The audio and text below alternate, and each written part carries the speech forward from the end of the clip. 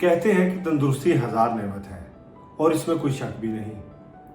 ایک صحت مند انسان کے لیے یہ دنیا بڑی پرکشش ہے، اسے یہ دنیا بہت خوبصورت دکھائی دیتی ہے، لیکن ایک بیمار شخص کے لیے تمام باتیں اس کے برعکس ہیں۔ جیسے جیسے سائنس ترقی کر رہی ہے اور ہم ماڈرنائزیشن کی طرف جا رہے ہیں تو ہم دیکھتے ہیں کہ نہ صرف بیمار انسانوں کی تعداد میں خطرناک حد تک اضافہ ہو رہا ہے بلکہ آئے روز نئی بیماریاں بھی سامنے آ رہی ہیں۔ آخر اس کی وجہ کیا ہے؟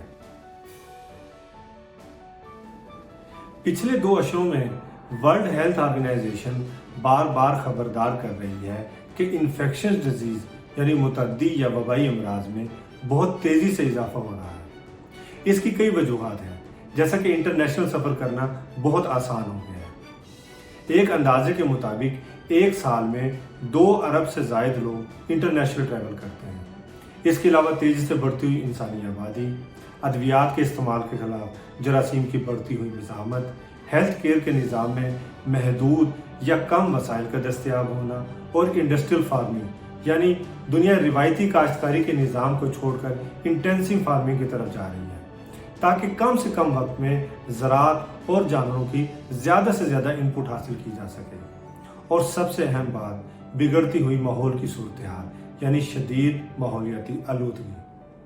ایک بیماری جو دنیا کے کسی ایک خطے میں وبا کی شکل اختیار کر جائے، اگلے ہی چند گھنٹوں میں وہ کسی دوسرے ملک میں ایک شدید ہیلتھ ایمرجنسی کی صورتحال اختیار کر سکتی ہے، جس کی حالیہ مثال ہمارے سامنے کووڈ-19 وائرس کی ہے، جس سے صرف 2 سال کے عرصہ میں کئی ملین لوگ اپنی زندگی سے ہاتھ دھو بیٹھے۔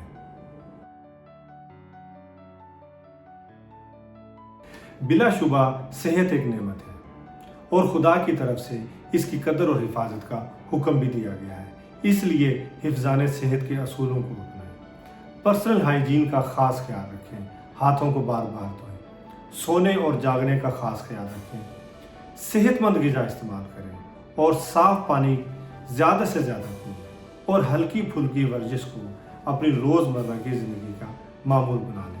ارد گرد کے ماحول کو صاف ستھرا رکھیں اور ایک دوسرے سے ملنے جلنے میں آداب اور طریقے کا خیال رکھیں اور کبھی بھی بلا ضرورت ادویات استعمال نہ کریں، اور جب بھی ضرورت محسوس ہو تو آپ ہیلتھ کیئر پروفیشنل سے مشورہ ضرور کریں تاکہ ادویات کی مزاحمت یعنی ڈرگ ریزسٹنس سے بچا جا سکے، اور کوشش کریں کہ زراعت اور فارمنگ میں غیر روایتی طریقوں کو کم سے کم استعمال کریں، اور ہاں، ماحولیاتی آلودگی کو کم کرنے میں اپنا کردار ضرور ادا کریں۔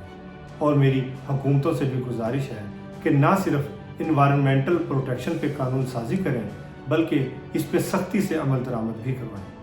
اللہ تعالیٰ آپ کا اور میرا حامی و ناصر ہو۔